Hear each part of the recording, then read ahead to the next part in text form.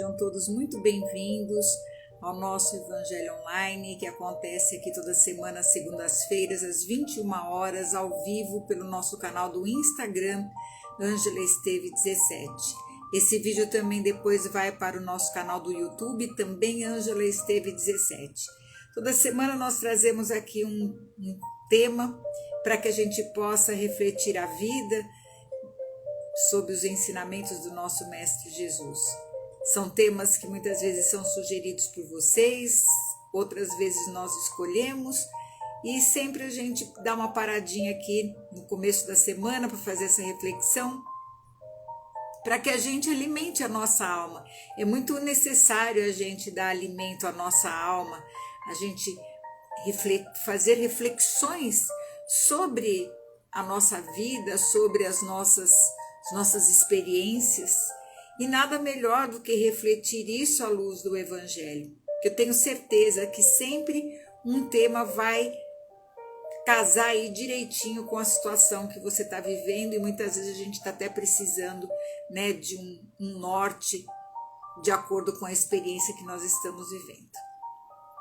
Então, muito boa noite a todos e vamos iniciar então agradecendo ao nosso Mestre Jesus por mais essa oportunidade de estarmos aqui reunidos em nome do bem, do amor e da fraternidade, pedindo a Ele que esteja mais uma vez no meio de nós. E o trecho que eu trouxe hoje do Evangelho é um trecho que foi sugerido, que está em João, no capítulo 16, versículo 33. Que é um versículo que tem um poderoso significado, que diz o seguinte: eu lhes disse essas coisas para que em mim vocês tenham paz neste mundo. Neste mundo vocês terão aflições, contudo tenham ânimo, eu venci o mundo. Só para contextualizar, né, esse momento do Evangelho, Jesus disse isso quando ele estava se despedindo dos seus discípulos antes de ser crucificado. Então ele sabia que não só ele iria viver tribulações, né, porque ele ia ser crucificado, mas os seus discípulos iriam viver momentos muito difíceis. E é claro que ele já sabia disso, então ele já adverte e também consola, porque ele diz: eu venci o mundo. Se eu venci, vocês também podem vencer. E vamos entender o que significa isso para nós, né? Porque falar vencer o mundo, mas é vencer o quê? Por que a gente tem que estar lutando contra o mundo? Porque se você vai vencer alguma coisa, é porque você tem alguma coisa contra. Então vamos entender direitinho. Sabedor de que ele já iria ser crucificado, ia deixar os seus aqui, e que eles iriam viver muitas tribulações, principalmente por causa desses ensinamentos que Jesus trouxe, ele já os preveniu, mas disse para eles ao mesmo tempo: vocês vão viver isso, mas vocês podem vencer. Eu venci o mundo, então vocês também podem. E isso se refere também a nós. Nós que estamos aqui vivendo nessa terra, nesse planeta, claro que todo mundo aqui tem tribulações. O próprio fato de estarmos encarnados já é uma tribulação. Porque veja, o nosso espírito, com toda a sua potência, né, de consciência, está encerrado aqui, limitado pelos 5 sentidos, num corpo físico. Essa já é a primeira tribulação. Então, a gente andar no mundo com pouca percepção do todo, de tudo como funciona. E Jesus, quando ele fala dessas tribulações, ele está falando de uma realidade mesmo, uma realidade que a gente vive no dia a dia. O que é essa realidade? Essa realidade é a realidade dos trabalhos que nós temos, né? dos suores que nós vertemos para poder trabalhar. Ele fala aqui da nossa dificuldade em lidar com as coisas materiais. Não só com o corpo físico, mas as dificuldades das doenças, a dificuldade para ganhar o sustento do corpo, a dificuldade que o mundo traz. Ninguém aqui vive de uma maneira muito fácil. Às vezes a paz do mundo significa o quê? Significa apenas de você ter, muitas vezes, um momento sem guerra, ou um momento em que tenha muitos bens materiais, e às vezes essa paz do mundo significa até um certo ócio, né? Falta do que fazer mesmo. E aí convém que a gente não confunda as coisas, porque no mundo ninguém veio aqui em regime de exceção. Todos nós sofreremos as injunções da matéria, todos nós, sem exceção. Mas tem uma vitória sobre isso, naquele coração que sabe que além desse momento físico que nós vivemos, existe também um momento espiritual. Quando nós entendemos que somos seres imortais vivendo uma experiência na matéria, muda toda a nossa visão de mundo. Porque eu sei que é chover no molhado. As pessoas às vezes não gostam de falar sobre as coisas do espírito porque diz que a gente só fala em morte. Mas é a única certeza que se tem. A única certeza que a gente tem é essa. E todo mundo vai passar por esse processo. A questão é, qual é o aproveitamento que eu posso tirar desse processo? Então, durante o processo, eu preciso de ter um mínimo de estabilidade. Estabilidade no sentido de equilíbrio no meio da instabilidade que é o mundo. Então, muitas pessoas se desesperam quando tem algum tipo de problema, seja de ordem de saúde, né, de ordem física, ou de ordem emocional, ou de ordem financeira, ou de ordem relacional, elas se desesperam. Porque quando você se identifica somente com as coisas da matéria, o desespero bate mesmo. Porque a matéria ela está se transformando o tempo inteiro. A nossa própria situação de vida aqui, dentro de um período encarnatório, a gente está mudando o tempo inteiro. Ninguém está aqui estático. Então, o importante é que não importa o que nós estejamos vivenciando, mas a gente deve guardar a certeza de que Jesus está conosco em todas as situações. Em todas as situações. E ele dá essa segurança aos seus discípulos e ele passa isso para nós também. Porque a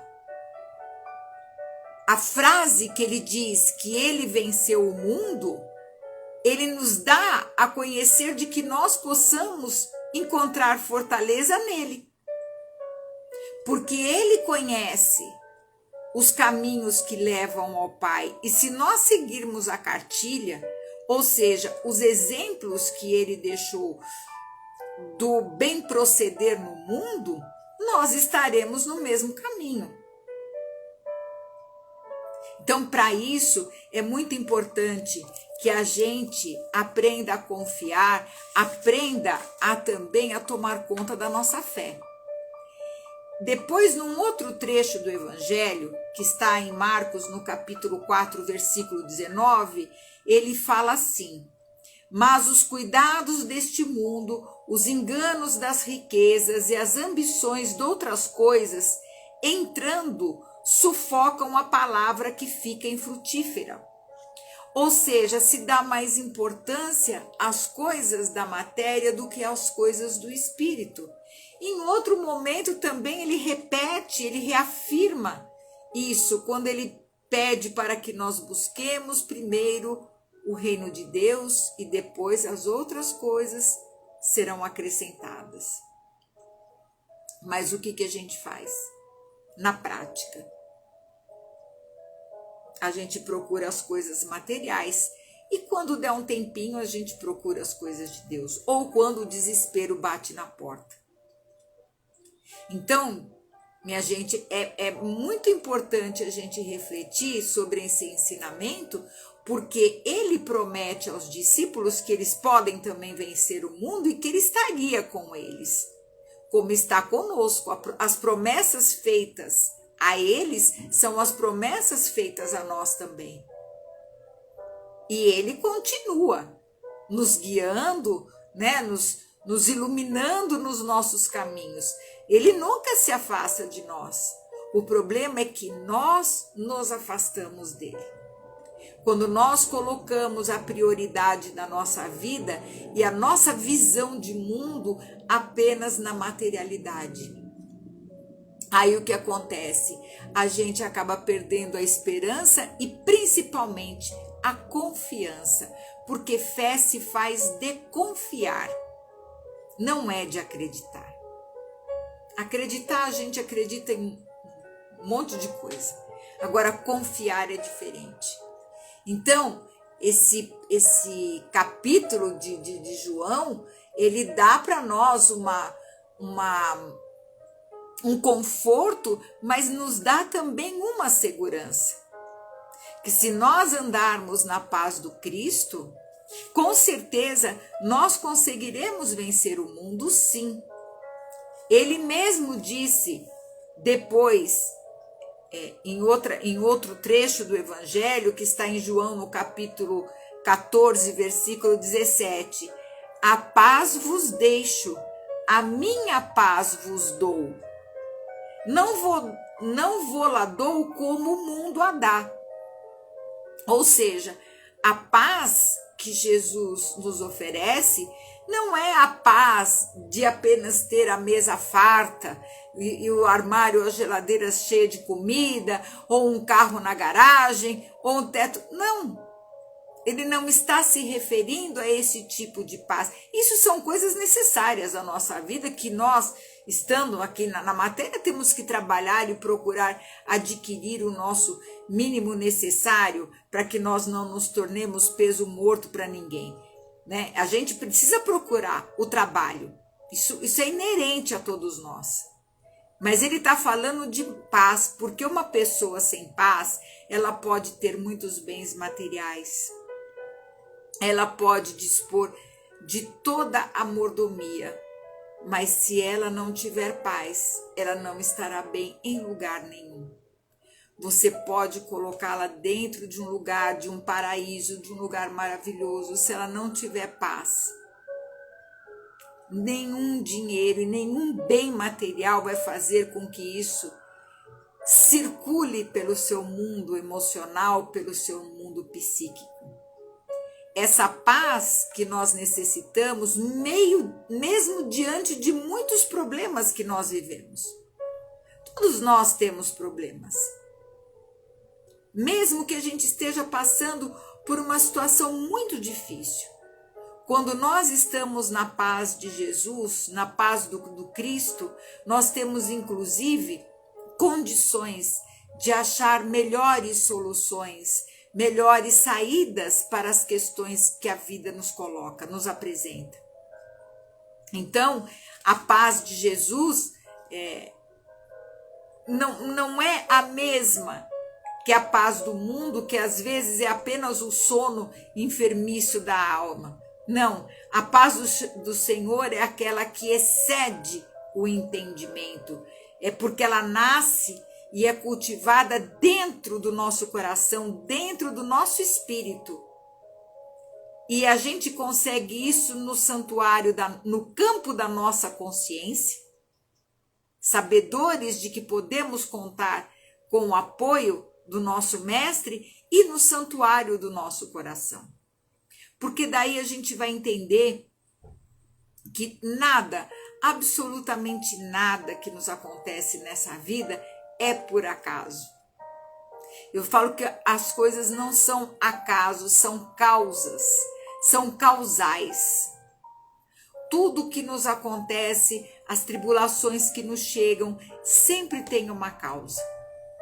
E a causa ela vai se encontrar ou como consequência dos nossos atos, das nossas atitudes aqui na presente encarnação, ou se a causa não está, a gente não acha aqui, então é porque é uma causa que é uma consequência de uma causa que foi realizada, de um problema que nós mesmos desenvolvemos através dos nossos equívocos no nosso passado espiritual. Então, muita gente fala assim, mas eu não me lembro de eu ter feito alguma coisa e agora eu sofro e eu não sei por que sofro. Nós precisamos confiar. Confiar de que a justiça de Deus é perfeita. Ninguém, absolutamente ninguém, sofre aquilo que não deve sofrer. A menos que a pessoa voluntariamente vá procurar um sofrimento, o que é um grande erro, né? Que, aliás, isso é condenável aos olhos de Deus também. Os problemas e as coisas que chegam para nós é para o desenvolvimento da nossa inteligência, que são as provas. As expiações são os dramas de consciência que cada um carrega dentro de si. Então, eles são oportunidades. Oportunidades para quê? Para que a gente evolua, para que a gente vai deixando para trás, através do conhecimento e do amor, toda a nossa ignorância espiritual. E o caminho é longo, é bem longo. Mas, quando a gente começa a encarar a vida não como sendo um grande problema, mas como sendo uma oportunidade para nós, tudo muda de figura. A nossa visão de mundo é que precisa se alterar. Sair dessa visão tacanha, materialista, somente de ver as coisas nesse sentido, apenas nesse momento presente, mas que a gente entenda o contexto onde nós estamos inseridos. Nós que estamos aqui vivenciando na Terra, seja encarnados ou não, nós estamos aqui em meio a um processo de aprendizado. Todos estamos. E isso é uma dádiva para nós, porque há 400 mil anos atrás, talvez um pouco mais, nós estávamos vivendo ainda no reino animal.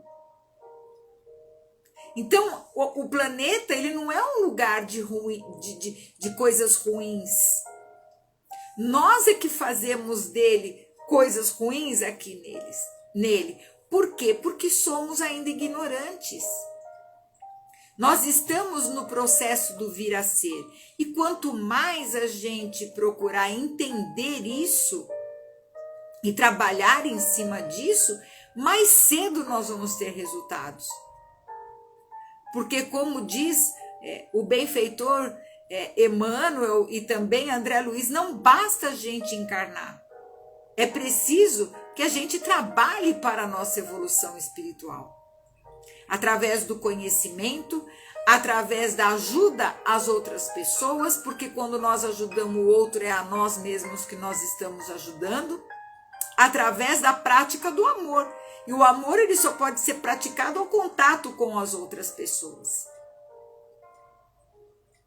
Então, minha gente, quando Jesus diz que ele conseguiu vencer o mundo, ou seja, as tribulações, os interesses mesquinhos, as guerras e tudo mais, e que a gente também poderia fazer isso, porque já que ele venceu, a gente também poderia, ele sabia o que ele estava falando. Porque eu escuto muita gente falar assim, mas Jesus era Jesus, então ele era muito evoluído, então ele conseguia tudo, imagina a gente que é tão... Não, se ele disse, é porque é possível. E é passível a todos nós realizarmos isso. Senão ele não teria dito. Então vamos refletir sobre isso. Nenhum discípulo do Evangelho vai ficar isento de tribulação por seguir o Evangelho. Isso é sabido. Né? Ele nos encoraja, nos dá ânimo diante das aflições e nos lembra que apesar das dificuldades nós vamos encontrar força e coragem na nossa fé, mas não diz que a gente não vai ter tribulação durante o nosso período aqui. O que ele diz é para a gente ter ânimo, ou seja, uma disposição mental, uma disposição positiva para que a gente possa, com toda a confiança que nós temos deles, enfrentar as adversidades da vida. E é claro que fica muito mais fácil quando a gente se propõe a fazer isso, né? A gente se propõe a seguir de acordo com o Evangelho nos ensina. Porque Evangelho não é uma coisa para ficar só sendo lida, mas é para ser praticado em todos os seus aspectos. E para que a gente possa praticar, a gente precisa entender, porque uma coisa que é ininteligível, a gente não tem como seguir. Então, como seguidores de Jesus, nós podemos ter paz e vitória no meio às tribulações do mundo, sim. Isso não significa que nós não vamos ter problemas ou desafios. Teremos sim, e serão muitos. Quanto mais a gente evolui, maior a gama de provações. Por quê? Porque é como um aluno que sai do fundamental e vai passando em todos os níveis, todas as séries, até que ele chegue num nível superior. E quanto mais conhecimento tem, mais exigido ele é. E no nosso aprendizado espiritual é a mesma coisa. Então, o que a gente deve ter sempre em mente, que nós podemos sim. Deus não dá nenhuma cruz maior para os nossos ombros que nós não possamos carregar. Isso não existe, porque o processo educativo de Deus, da natureza, ele faz com que mesmo que a gente tenha cometido o maior delito do mundo, ele deixa que a gente pague isso em parcelas, porque a justiça existe. Ela sempre será a justiça divina, que não passa nada, mas a justiça de Deus, ela é misericordiosa. E ele não quer que seus filhos se percam, quer que seus filhos aprendam. É diferente. Então vamos ter essa confiança, né? Não esquecendo que Jesus está sempre à nossa frente. Ele está sempre nos guiando. Como? Mostrando para nós que em todos os problemas, todos os desafios que nós tivermos, tem uma solução. E eu sempre falo, abra o Evangelho, você vai encontrar uma solução.